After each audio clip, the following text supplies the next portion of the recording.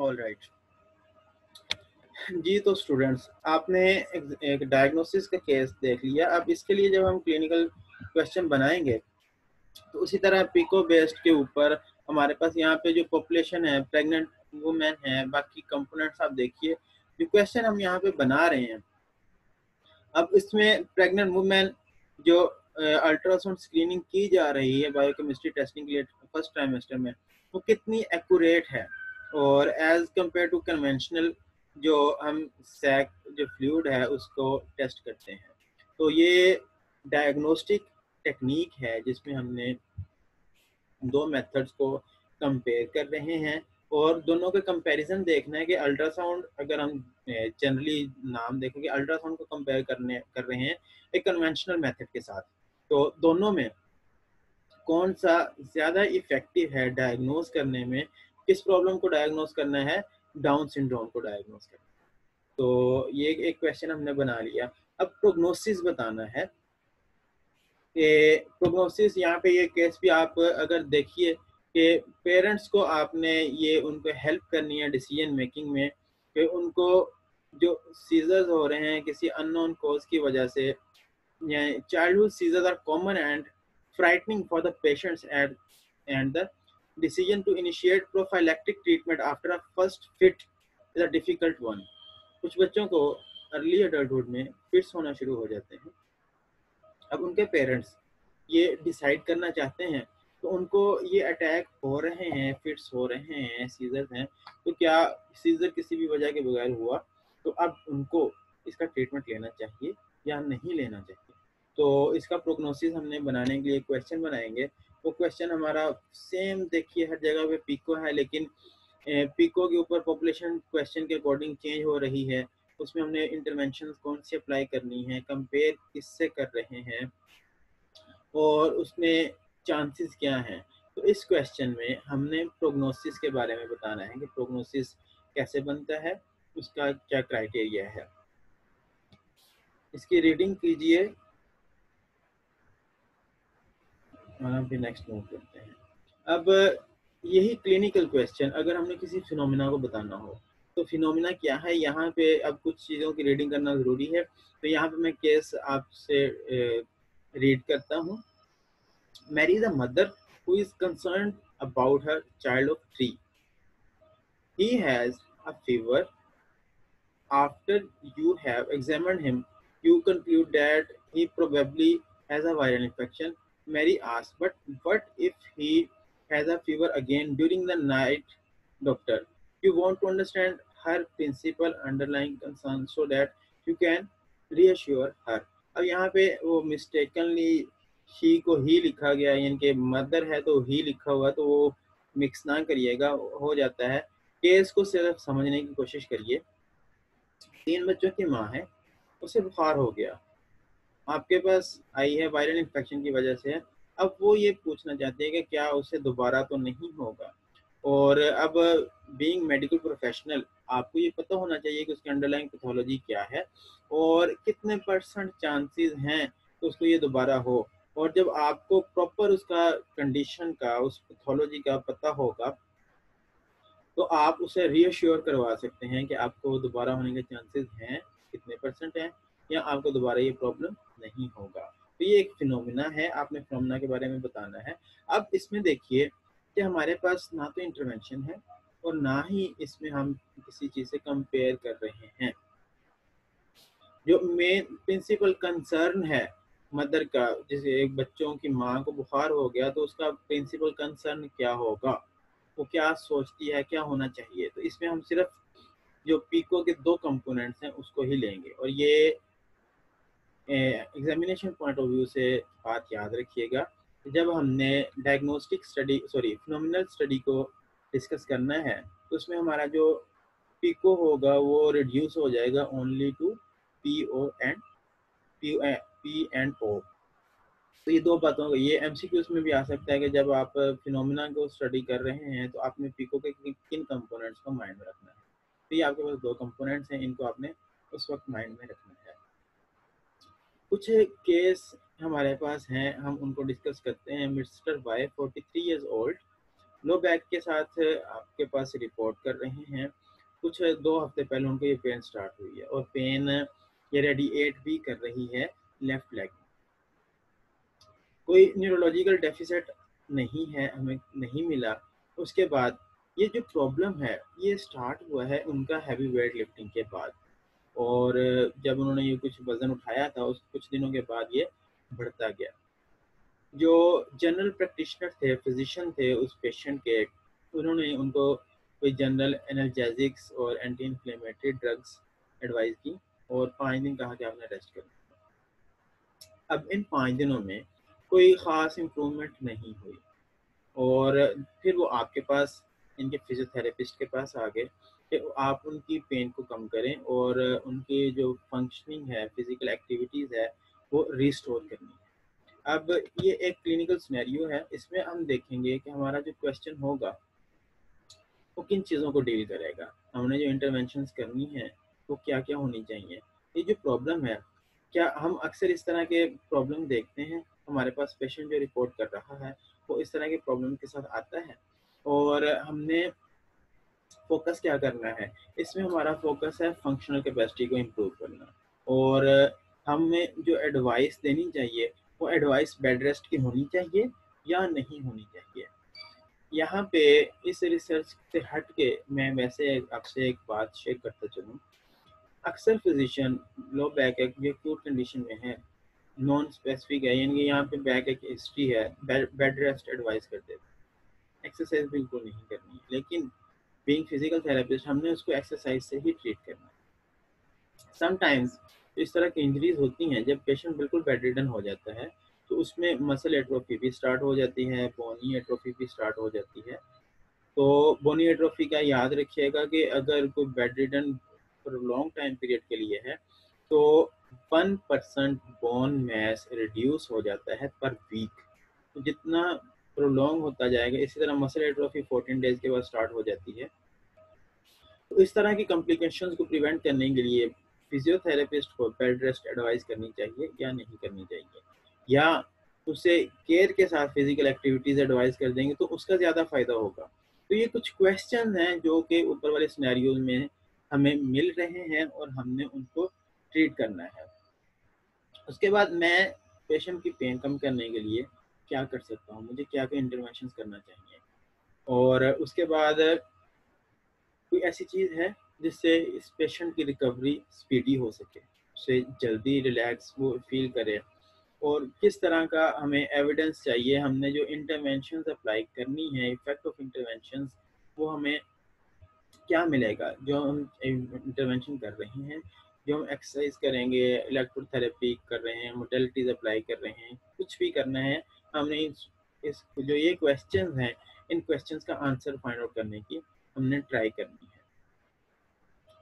तो ये ऊपर वाले केस से हमने कुछ क्वेश्चंस देख लिए और उसके बाद हमें किस एविडेंस चाहिए इन क्वेश्चंस के लिए, तो वो हमें इंटरवेंशन से मिलेगा। अब जो पिको के अकॉर्डिंग हमने इस क्वेश्चन को डिस्कस करना है, तो हमारे पास पेशेंट आया एक्यूट लो बैक के साथ, इंटरवेंशन दी जा रही है बेड रेस्ट की, कंपेयर कर रहे हैं हम एक्टिव रहने के साथ, जो फिजिकल एक्टिविटी की हमने बात की, और आउटकम मेजर करना है पेन एंड डिसेबिलिटी के साथ। आपके पास एक पेशेंट आया, उसको आपने इस तरह कर लिया, दूसरा पेशेंट आएगा, एक को आपने बेड रेस्ट एडवाइस कर दी। अगर आपने रिसर्च करनी है तो रिसर्च के लिए हमें ग्रुप्स बनाना पड़ेंगे, लेकिन ऊपर वाले क्वेश्चन जो क्वेश्चन है क्लिनिकल सिनेरियो है उसमें हमने पिको के अकॉर्डिंग अपने ये 4 पॉइंट्स फाइंड आउट करने हैं। और अगर हमने फिनोमेना को स्टडी करना है तो फिर पी एंड ओ को हमने आउटकम मेजर्स देखेंगे, प्रिंसिपल कंसर्न क्या है, लो बैक के साथ पेशेंट आया वो क्या चाहता है, वो फिजिकल एक्टिविटी को बेहतर करना चाहता है, वो पेन फ्री होना चाहता है, तो उस फिनोमेना के लिए हमारे पास ये 2 कंपोनेंट्स आ जाएंगे। अब इस क्वेश्चन को हमने डिटेल में, जो सिनेरियो है डिटेल में डिस्कस करना है। तो यहाँ पे देखिए पेशेंट का एक्सपीरियंस क्या है, प्रोग्नोसिस हम क्या बना रहे हैं, क्या होना चाहिए, डायग्नोसिस किस तरह से बनेगा, वेट लिफ्टिंग की हिस्ट्री है, कोई नर्व रूट इन्वॉल्वमेंट तो नहीं हो गई वहाँ पे, कौन से स्पेशल टेस्ट कर सकते हैं डायग्नोसिस को रूल आउट करने के लिए, और फिर उसकी इफेक्ट्स देखेंगे, उसका हार्मफुल तो नहीं है वो, उसकी एटियोलॉजी क्या है। एक्सपीरियंस क्या करेगा कि जब उसे हमने कह दिया बेड पे रहे और दूसरे को कह दिया कि अगर आप काम पे जाएं, तो दोनों में पेशेंट को रिलैक्स इफेक्ट कहाँ पे मिलेगा। उसके बाद अंडरलाइंग कंसर्न क्या है उस कंडीशन का, और जब हम प्रोग्नोसिस की बात करेंगे तो कितनी प्रोबेबिलिटी है कि एक माह के अंदर अंदर उसकी ये प्रॉब्लम ऑटोमेटिकली ठीक हो जाए, ना तो किसी फिजियोथेरेपी की ज़रूरत पड़े। ऐसा हो सकता है? अगर हो सकता है तो उसके कितने परसेंट चांसेस हैं? तो ये बात हमें इस प्रोग्नोसिस से पता चलेगी। फिर डायग्नोसिस की हमने बात कर ली कि वो फाइंड आउट करना है, स्पेशल टेस्ट करना है, और उसके बाद उसकी एटियोलॉजी को चेक करेंगे। आउटकम मेजर्स, पेशेंट का प्रॉब्लम तो हर जगह पे सेम चल रहा है। इस केस में अगर आउटकम मेजर टाइम फ्रेम की बात करनी है तो being pain free with in 6 weeks, probability है कि 1.5 माह के अंदर वो पेशेंट पेन फ्री हो जाए। और दूसरे वो कहता है कि आप no previous spells of low back, उसको इससे पहले कभी कोई प्रॉब्लम नहीं हुई, फिर भी प्रोबेबिलिटी है कि वो 6 वीक्स के अंदर रिकवर कर जाए। अब ये सारी बातें हमें यहाँ तक ये समझा रही हैं, ये बता रही हैं कि हमने एक केस को किस तरह डिस्कस करना है, पीको को माइंड में रखते हुए हर जगह पे हमने अब अपने ब्रेन के अंदर जो हमारा कंप्यूटर है उसको बहुत और ज़्यादा एक्टिव कर देना है। डिफरेंट एंगल से एक केस को लेके चलना होता है। अब लो बैक का पेशेंट है, उसको कोई नर्व रूट कंप्रेशन है या नहीं है, वेट लिफ्टिंग की हिस्ट्री है तो मे भी चांसेस हैं कि उसको कोई नर्व कंप्रेशन आया हो। तो उस नर्व कंप्रेशन को मैनेज करने के लिए जो टेस्ट किया जाता है, स्पेशल टेस्ट हमने मुख्तलिफ सब्जेक्ट्स के अंदर, यानी कि मैनुअल के अंदर और हैरा के अंदर, इस टेस्ट का नाम पढ़ा हुआ है लजीक टेस्ट। ये टेस्ट किया जाता है नर्व रूट कंप्रेशन को चेक करने के लिए। अगर होगा तो नर्व रूट को वो क्लियर कर देगा, इससे हमें डायग्नोसिस मिलेगा। अब देखिए, पहले हमने 6 डिफरेंट एग्जांपल्स के साथ डिफरेंट केस सिनेरियोज डिस्कस किए। उसके बाद हमने उन्हीं 6 पॉइंट्स को सिर्फ एक सिनेरियो के बेस के ऊपर स्टेप बाय स्टेप डिस्कस कर रहे हैं कि हमने डायग्नोसिस फाइंड करना है तो हमारे पास जो कंपोनेंट्स होंगे पिको के वो कितने हो जाएंगे, हमने आउटकम मेजर्स चेक करना है तो कितने हो जाएंगे, बाकी सारी चीज़ों के लिए कितने होंगे, फिनोमेना के लिए क्या है। तो ये सारी बातें हमें यहाँ तक मिली। यहाँ तक एक केस सिनेरियो था लो बैक एक का, उसके लिए क्लिनिकल क्वेश्चंस हमने बनाए और उसके बाद पिको को अप्लाई कर दिया। अब एक नेक्स्ट क्लिनिकल क्वेश्चन है, 72 ईयर्स ओल्ड वुमेन। अब उस पर ऑस्टियोआर्थराइटिस है और मॉडरेट हाइपरटेंशन भी है। वो accompanied bye her daughter, a lab technician from the hospital. उसकी बेटी एक हॉस्पिटल में लैब टेक्नीशियन है और वो अपनी बेटी के साथ आपके पास आए हैं। अब उसकी बेटी ये चाहती है कि आप उसे कॉक्स-2 इनहिबिटर प्रिस्क्राइब कर दें, और उसने ये बात मतलब she has heard that they cause less GIT bleeding, gastrointestinal side effects कम हैं कॉक्स-2 इनहिबिटर के, और ये एक ड्रग है। और ये ड्रग उसकी बेटी चाहती है कि आप अप्लाई कर दें, उसे ये दें। अब उसकी जो माँ है वो ये सोच रही है कि जो नई ड्रग यूज़ करेगी ये उसका खर्चा ज़्यादा आ जाएगा। अब उसके अम्मा एज भी ज़्यादा है, वो कॉस्ट पेशेंट कॉस्ट देख रहा है। तो बच्चों मैं यहाँ पे पॉज कर रहा हूँ, हम अजान के बाद दोबारा रिज्वाइन करते हैं। जी तो स्टूडेंट्स, हमने इस केस के अंदर ये देख लिया कि अब पेशेंट का कंसर्न क्या है और उसकी डॉक्टर का कंसर्न क्या है। अब जो हम इंटरवेंशन और पिको के अकॉर्डिंग यहाँ पे बनाएंगे, ये हमारे पास इस तरह 4 कंपोनेंट्स के अंदर यही क्लिनिकल सिनेरियो कन्वर्ट हो जाएगा। हम कंपेयर कर रहे हैं कॉक्स-2 इनहिबिटर को नॉर्मल एसिड्स के साथ और उसकी जीआईटी ब्लीडिंग पेन कंट्रोल के ऊपर कितने इफेक्ट्स आ रहे हैं। अब स्पेसिफिक क्वेश्चन क्या होगा जो हमने हर सिनेरियो के एंड पे बनाना है। 72 years old women with OA of knee, can COX-2 inhibitor use decrease the risk of GIT bleeding compared with other NSAIDs? एक जनरली आपने सुना होगा कि ये जितनी भी पेन किलर्स हैं ये सारी अफेक्ट करती हैं जीआईटी के ऊपर। तो इसी तरह एक लेमैन जो मोस्टली टर्म यूज़ करते हैं, जितनी दर्द की गोलियां खाओगे गुर्दे फेल होने के चांसेस उतने ज़्यादा हैं। तो ऐसा है क्योंकि किडनीज ने ही ये सारा साल्ट फिल्टर करना है।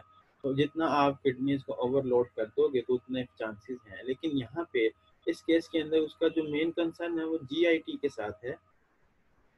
तो इसलिए इस क्वेश्चन को जो कंपैरिजन किया जा रहा है वो जीआईटी डिसऑर्डर्स के साथ किया जा रहा है। एक और सिनेरियो देखिए, 80 years old man referred to physical therapy after right hip fracture because of his poor balance. He is the fifth person in the last month with the same problem. अब ये fifth person in the last month with same problem का मतलब क्या है कि ये physiotherapy OPD में एक माह के अंदर पांचवा पेशेंट आया जिसको हिप फ्रैक्चर हो गया था। अब इसको हम बीइंग फिजिकल थेरेपिस्ट किस तरह से मैनेज करते हैं और पिकोट क्राइटेरिया को यूज करते हुए हमने जो एक क्वेश्चन बनाना है वो क्या होगा। अब पिकोट क्राइटेरिया देखिए, इसमें प्रॉब्लम क्या है, हिप फ्रैक्चर है पुअर बैलेंस के साथ। अब हमें पता चल गया जो ये फ्रैक्चर के चांसेस हो रहे हैं ओल्ड एज में, रीज़न क्या है, बैलेंस का इशू है। अब हम अगर उनकी बैलेंस ट्रेनिंग करवा दें और muscle strength conditioning programme design कर दें तो उसका इफेक्ट क्या आएगा कि वो इस चांसेस ऑफ फॉल कम हो जाएंगे, जब गिरेंगे नहीं। ऑस्टियोप्रोटिक बोन्स हो जाती हैं ओल्ड एज में, तो इसलिए जैसे ही वो गिरते हैं तो हिस्ट्री फॉल के साथ बोन फ्रैक्चर हो जाता है। आपकी क्लास में ही शायद मैंने डिस्कस किया था जी कि एक केस था, मामा जी चारपाई पे बैठी हुई, कोई चीज़ नीचे गिरी है तो वो नीचे उठाने के लिए जैसे थोड़ा सा बेंड हुई है उनके नेक को फीमर फ्रैक्चर हो गई। तो ये ओल्ड एज में जाके, यानी कि एज एक मेजर कंपोनेंट है, तो इसको आपने माइंड में रखना है। अब इंटरवेंशन आपने कर दी, अब कंपेयर कर रहे हैं किसके साथ, उसी एज पीरियड के लोगों के साथ और जिनको हिप फ्रैक्चर हुआ था इस प्रॉब्लम की वजह से। अब कंपेयर करेंगे और फॉल प्रिवेंशन हो जाएगी ओल्ड एज में जब हम आउटकम मैयर्स देखेंगे। और इसमें फिर हमारी टाइप ऑफ स्टडीज़ क्या हैं, क्वेश्चंस क्या हैं, इंटरवेंशन हम क्या कर रहे हैं, ये हमारे जो रेंजेस हम स्ट्रेंथ करवा रहे हैं, कंडीशनिंग करवा रहे हैं, तो ये इंटरवेंशन हैं। तो ये एक क्वेश्चन हम यहाँ पे फॉर्मुलेट कर लेंगे। अब इसमें हम और क्या ये क्वेश्चन को किस तरह से मॉडिफाई कर सकते हैं। What will be the effective intervention strategies for poor balance in old age population? जिनको प्रॉब्लम है बैलेंस का, हम उनके लिए अपनी क्या क्या स्ट्रेटजीज बना सकते हैं। Could hip fracture be prevented with balance training in old age population? सिर्फ आप बैलेंस ट्रेनिंग करवा दो और उसके बाद उसके रिजल्ट्स देखोगे, अगर बैलेंस प्रॉपर रहेगा तो चांसेस कम हो जाएंगे। तो ये एक क्वेश्चन बन गया। अब यहाँ पे लास्ट स्लाइड में ये देख लीजिए कि हमारे पास डिफरेंट क्वेश्चंस हैं और उसके बाद उसके लिए कौन सी स्टडी हम करते हैं और उस स्टडी के अंदर हम किन चीज़ों को लेके चलते हैं। ये लास्ट टाइम जो लिंडा वाली बुक ज़ीशान ने शेयर की थी ये उसी का ही है और ये सारा चैप्टर आपको एज इट इज़ उस बुक में मिल जाएगा। तो उसे फॉलो कर लें या बाकी जिस जो भी बुक आपको बेहतर लगे आप उसे फॉलो कर लें।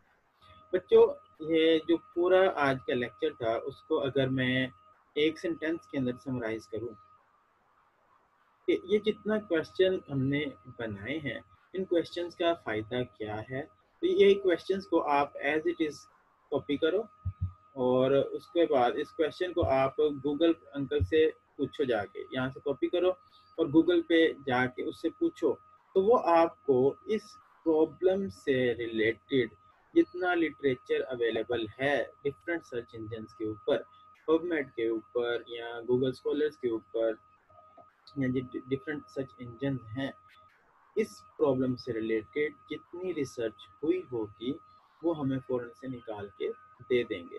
तो ये आज का मेन थीम था। यहाँ तक किसी का कोई क्वेश्चन है तो आप पूछ सकते हैं।